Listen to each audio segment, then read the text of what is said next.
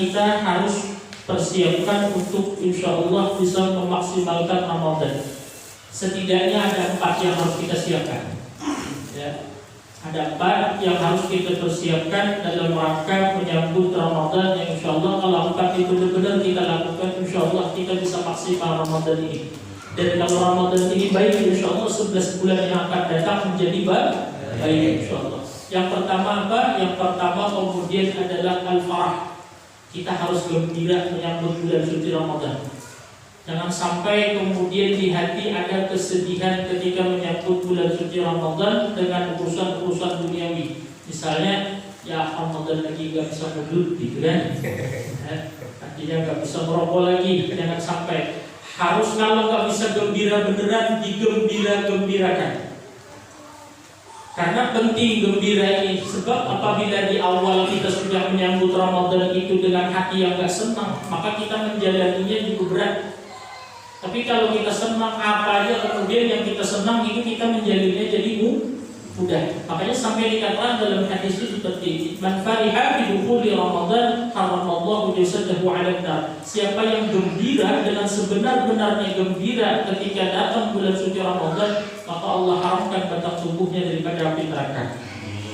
Tapi benar gembiranya, kayak semacam kita kemudian kedatangan orang yang sangat kita rindu-rindukan, orang yang sangat kita nanti-nantikan, orang yang sangat kita sayang. Ya, gembira kita. Kenapa? Karena bulan Ramadan semuanya ada. Komplit Ramadan itu, ampunan ada, rahmat ada, itqun minan nar, pembebasan dari neraka ada. Kemudian taubat diterima, pintu taubat semua, pokoknya Ramadan itu komplit. Jadi kita yang pertama dulu adalah harus gembira. Kalau nggak bisa gembira beneran, pura-pura gembira, segembira-gembirakan kayak apapun caranya kemudian. Karena ini penting. Makanya Rasulullah SAW bahkan menyuruh kita untuk bergembira ketika datangnya bulan suci Ramadan, dan beliau menceritakan bukan hanya penduduk bumi yang gembira, penduduk langit pun, para malaikat kalau Ramadan yang tiba itu semua bergembira. Itu semua bergembira, para malaikat menyambut datangnya bulan suci Ramadan. Nah itu yang pertama, al-farah, yaitu gembira. Jadi jangan sampai hati ada kesedihan. Kalau sedih misalnya dosa saya banyak, itu bukan urusan dunia sedihnya. Yang tidak boleh adalah sedih urusan dunia.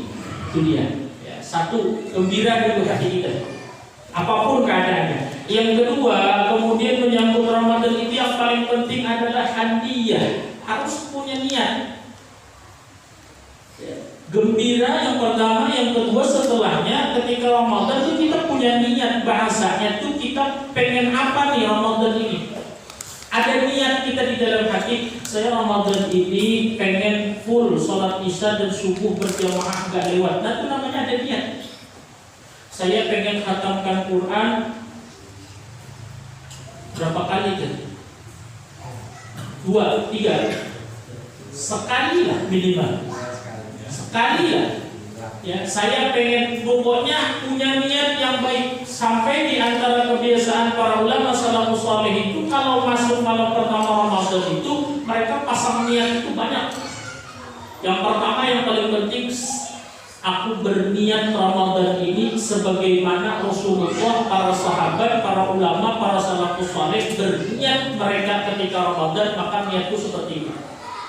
Jadi niat ini penting. Kenapa? Karena kalau orang sudah gak niat, ada kesempatan gak akan terjadi. Perhatikan nih, orang kalau gak punya niat, ada kesempatan jadi gak? Iya kan? Harus disertai nih. Tapi kalau niat ada, kesempatan gak ada. Niat, kesempatan bisa dibikin gak? Bisa dicari gak? Bisa.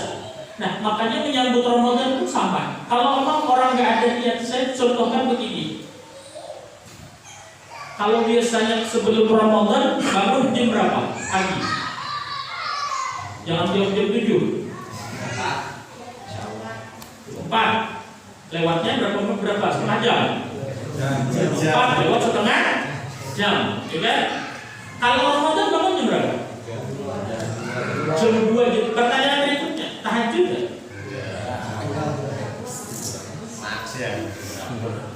Langsung ke dapur ibu-ibu, bapak-bapak kemudian habis makan dulu ya kan.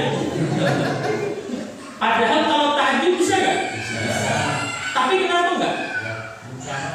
Nggak ada niat memang nggak ada niat tahajud. Coba kalau memang ada niat tahajud, kalau misalnya sebelum Ramadan boleh jadi nggak tahajud. Kenapa? Karena orangnya tidur, ya kan, orangnya tidur. Tapi ketika kemudian ketika Ramadan orangnya bangun, tapi kok masih nggak tahajud juga? Apa penyebabnya? Nggak ada niat. Maka penting berniat ini. Sampai dikatakan dalam hadis itu, niyatul mukmin khairun min amali. Niatnya orang beriman itu lebih baik daripada amalnya.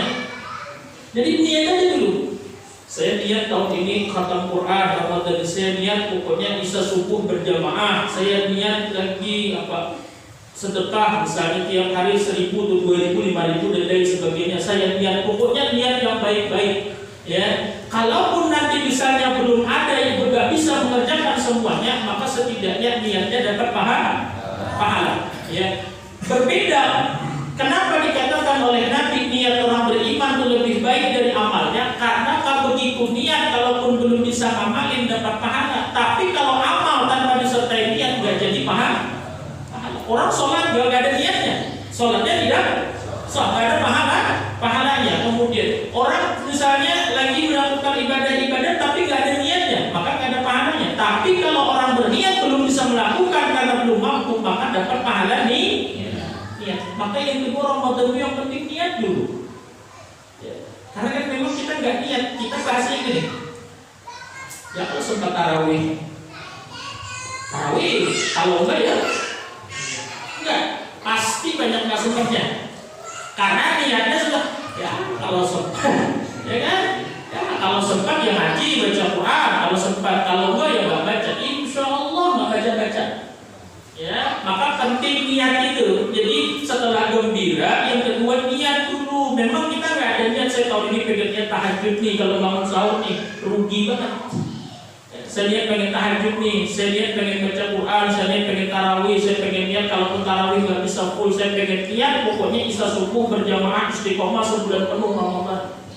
Ya, ingat ya nih, niat jangan sampai kayak tahun-tahun sebelumnya Ramadan nggak ada niat apa-apa. 2, 3 setelah niat kemudian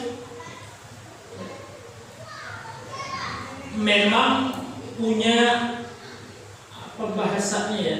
Setelah gembira, niat memang punya rencananya, istiqdadnya, memang punya agendanya.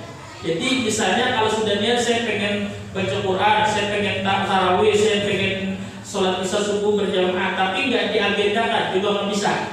Misalnya contoh, saya habis subuh pengen baca Quran, habis baca Quran misalnya sholat duha. Nah habis sholat duha saya berangkat kerja, nanti sebelum buka saya pengen ini, sebelum buka puasa pengen baca Quran lagi, setelah sholat maghrib misalnya saya ini dan lain sebagainya, nanti sampai sholat isya saya bisa tarawih, saya pengen ini. Bahasanya ada apa namanya? Dijadwalkan.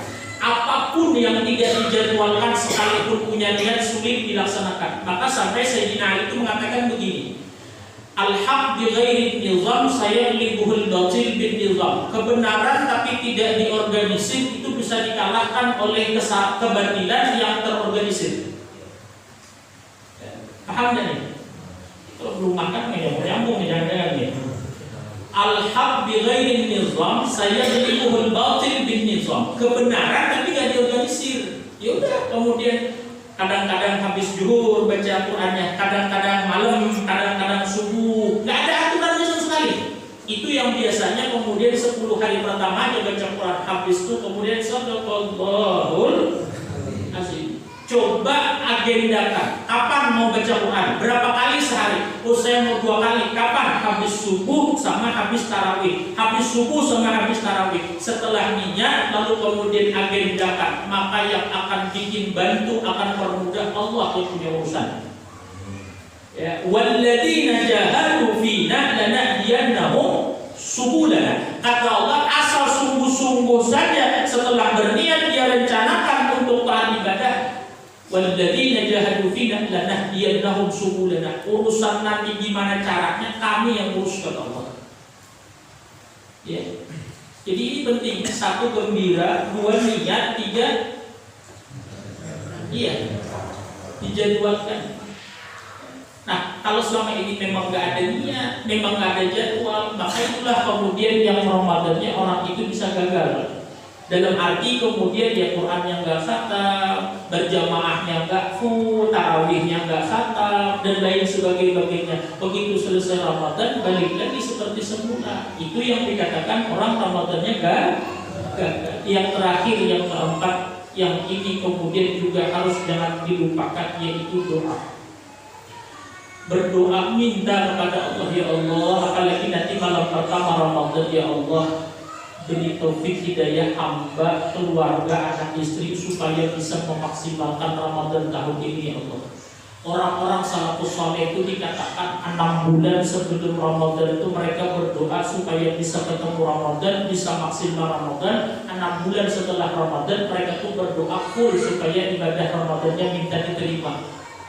Jadi kebiasaan salafus saleh itu 6 bulan sebelum Ramadan berdoa minta kepada Allah supaya ketemu Ramadan dan Ramadan bisa maksimal. 6 bulan setelah Ramadan mereka itu berdoa supaya minta amalan ibadah di bulan Ramadan yang mereka kerjakan diterima oleh Allah. Nah, pertanyaan besarnya kan, kita kapan berdoanya? Jadi jangan ditinggal. Nah, kalau 4 ini bisa, insya Allah Ramadan itu berhasil. Ya, insya Allah Ramadan itu bisa. Maka yang pertama ingat ya, satu, hati harus gembira dulu. Yang kedua, kemudian memang kita punya niat. Punya niat apa saja, yang niat-niat ibadah yang pengen kita lakukan. Yang ketiga, memang terjadwalkan. Kalau bahasa orang sekarang, diagendakan, diorganisir. Yang keempat, doa minta kepada Allah Subhanahu wa Ta'ala. Kalau 4-4-nya ini nggak ada, waliyadzubillah dari itu tanda orang maaf ya, belum lagi Ramadan, di awal Ramadan dah kelihatan bakalan rugi tuh orang, dah kelihatan semua. Mudah-mudahan kita termasuk orang yang beruntung ketika Ramadan. Arti orang beruntung apa bahasa Arabnya? Faiz itu orang beruntung. Makanya minal aidin wal faizin, ya kan? Termasuk orang yang beruntung. Kenapa? Ramadannya sukses, tapi tidak ada kesuksesan tanpa usaha. Maka usahakan niat punya, diatur, diniatkan, dan gembira, lalu doa kepada Allah.